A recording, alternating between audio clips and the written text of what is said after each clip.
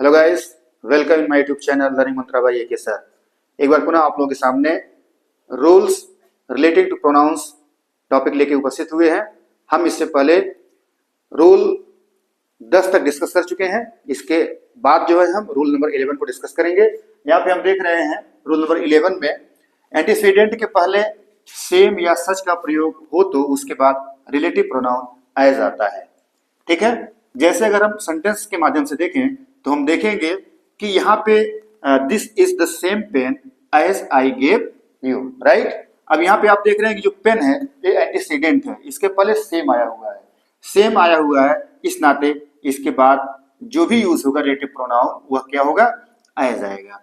ठीक है, अब यहाँ पे आप देख रहे हैं दूसरे सेंटेंस में such boys as are careless suffer in their life. यहाँ पे आप देख रहे हैं कि यहाँ पे बॉय जो एंटीसीडेंट है और उसके पहले सच आया हुआ है, इस नाते सच के अकॉर्डिंग जो है यहाँ पे एज आएगा। ठीक, अब पहले सेंटेंस में अगर हम एज के बजाय दैट लिखते हैं वह इनकरेक्ट होगा, और दूसरे सेंटेंस में एज के बजाय अगर हम दैट लिखते हैं, विच लिखते हैं, कुछ भी लिखते हैं तो हमारा गलत होगा। मतलब क्लियर है कि अगर सेम और सच आए तो जाहिर सी बात है कि हम रिलेटिव प्रोनाउन एज का ही प्रयोग करेंगे।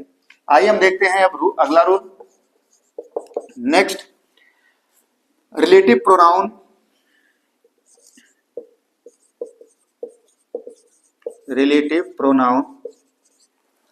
निम्नलिखित अवस्थाओं में होता है। निम्नलिखित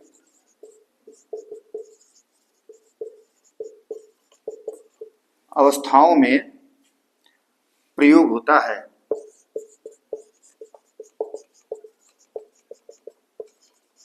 रिलेटिव प्रोनाउन निम्नलिखित अवस्थाओं में प्रयोग होता है। हम एक एक करके इसमें देखेंगे। जैसे सुपरलेटिव डिग्री के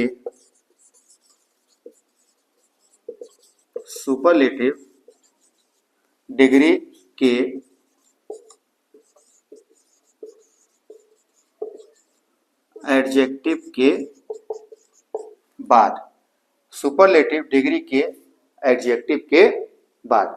यहां पे हम देख रहे हैं कि अगर सुपरलेटिव डिग्री हो तो उस कंडीशन में हम क्या करेंगे कि हम रिलेटिव प्रोनाउन दैट का प्रयोग करेंगे। क्योंकि रिलेटिव प्रोनाउन दैट का जो प्रयोग होता है निम्नलिखित अवस्थाओं में होता है, और उसमें सबसे पहला है सुपरलेटिव डिग्री के एडजेक्टिव के बाद जो है हम इसका प्रयोग करेंगे।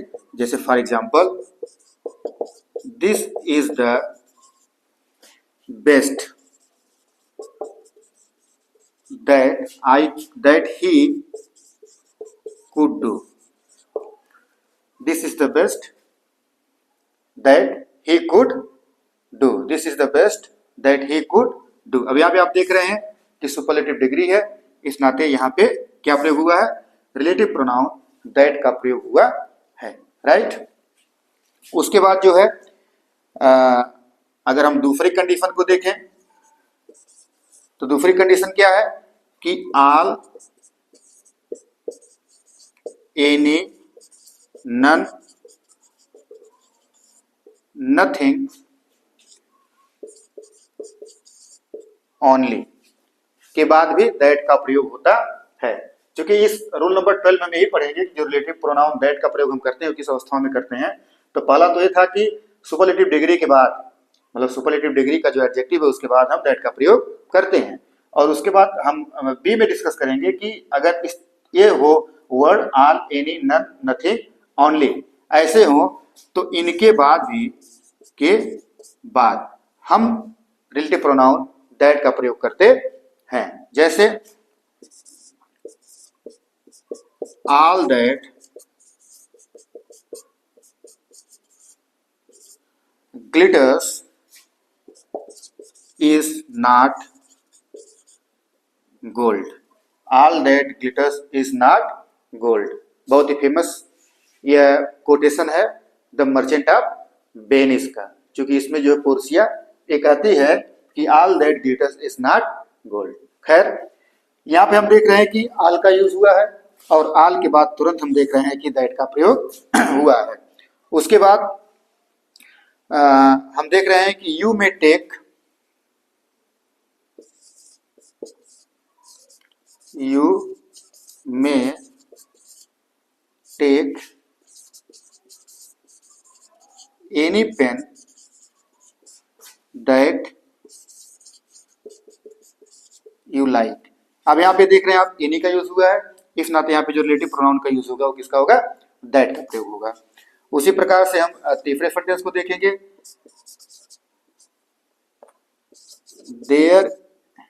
There is nothing that attracts me, that attracts me, right. तो हम देख रहे हैं यहाँ पे कि अगर यहाँ आल हो, एनी हो, नन हो, नथिंग हो, ओनली हो, इस प्रकार हो, तो इनके बाद हम जो रिलेटिव प्रोनाउन यूज करेंगे वह रिलेटिव प्रोनाउन हमारा दैट होगा। इस चीज को हमेशा हम याद रखेंगे। इनके बाद हम कोई भी अगर प्रोनाउन का यूज करेंगे, रिलेटिव प्रोनाउन किसी भी, जैसे हु का यूज करेंगे या हुम का यूज करेंगे या विच का यूज करेंगे, तो ये आपका जो है यहाँ पे इनकरेक्ट होगा। तो हमेशा ये ध्यान देंगे कि ये कुछ वर्ड हैं जिनके बाद रिलेटिव प्रोनाउन हमेशा दैट का ही प्रयोग होता है, ठीक है। अब हम दूसरी कंडीशन देखेंगे, दूसरी कंडीशन की कहाँ पे और हम दैट का प्रयोग करते हैं। जैसे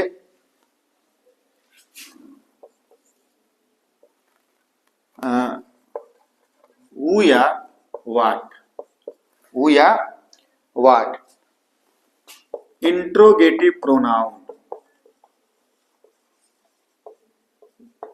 इंट्रोगेटिव प्रोनाउंस के बाद हम क्या करते हैं, दैट का प्रयोग करते हैं। जैसे who am I, that should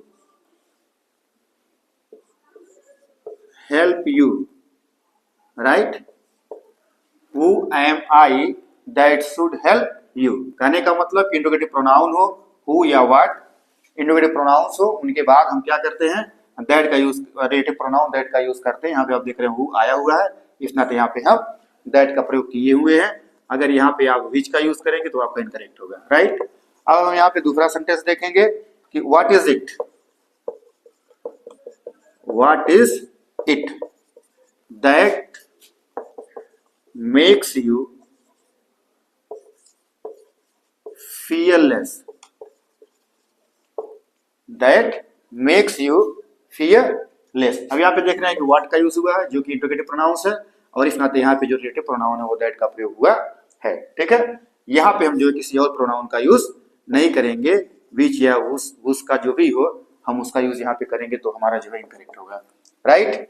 उसके बाद हम देखते हैं इसमें जो है जो चौथी अवस्था है कि चौथी अवस्था में भी हम दैट का यूज करेंगे। जो चौथी अवस्था क्या है कि दो antecedent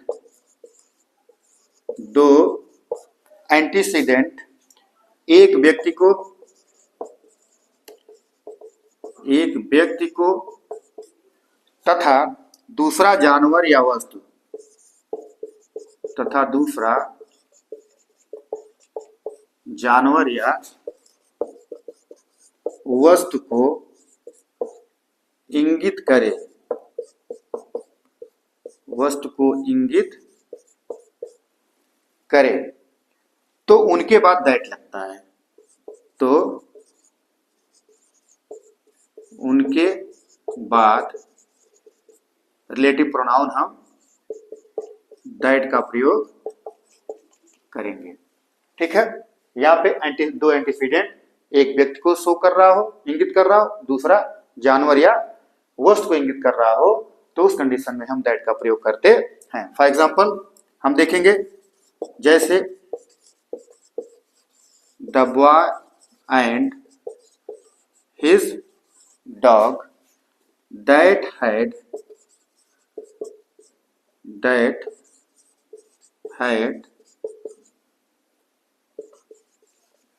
entered my house were locked, right. अब यहां पे है कि द बॉय, आप देख रहे हैं कि ये क्या है, व्यक्ति है, एंड हिज डॉग, और यह है जानवर। तो यहाँ पे जो रिलेटिव प्रोनाउन आएगा वो दैट आएगा। ये हमेशा ध्यान रहे कि ए भी एंटीसीडेंट है और ए भी एंटीसीडेंट है। रूल आपका यही कर रहा है कि जब दो एंटीसीडेंट हो और दोनों एंटीसीडेंट में एक व्यक्ति हो और दूसरा जो है जानवर हो या वस्तु हो, उस कंडीशन में अगर रिलेटिव प्रोनाउन का यूज करेंगे तो वह जो रिलेटिव प्रोनाउन होगा वह दैट होगा। इस चीज का हमेशा हम ध्यान रखेंगे, ठीक है। और वहां पे जो है जानवर की जगह पे कोई वस्तु भी हो सकता है, लेकिन कॉम्बिनेशन जो हो एक व्यक्ति हो और दूसरा जो है या तो जानवर हो या तो वस्तु हो। आइए हम नेक्स्ट रूल डिस्कस करते हैं। एक कुछ 4 अवस्थाएं थी जहां पे हम जो है दैट का यूज किए थे। अब हम डिस्कस करेंगे रूल नंबर 13। रूल नंबर 13 में हमेशा यह ध्यान रखना चाहिए कि रिलेटिव प्रोनाउन जो है वह एंटीसीडेंट के जितना संभव हो उतना करीब रखना चाहिए।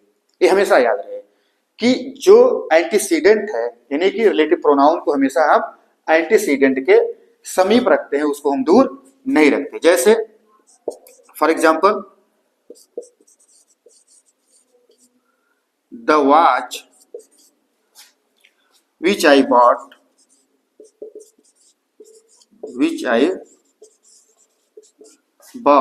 yesterday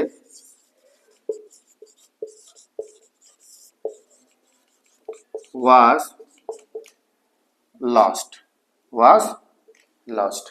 यहाँ पे बात एक हो रही है इस रूल में कि जो रिलेटिव प्रोनाउन है वह जितना संभव हो उतना जो है रिलेटिव प्रोनाउन के पास होना चाहिए। यहाँ पे देखिए ये रिलेटिव प्रोनाउन है और यहाँ पे एंटीसीडेंट वॉच का यूज हुआ है, तो हमेशा जो है रिलेटिव प्रोनाउन को एंटीसीडेंट के पास रखना चाहिए।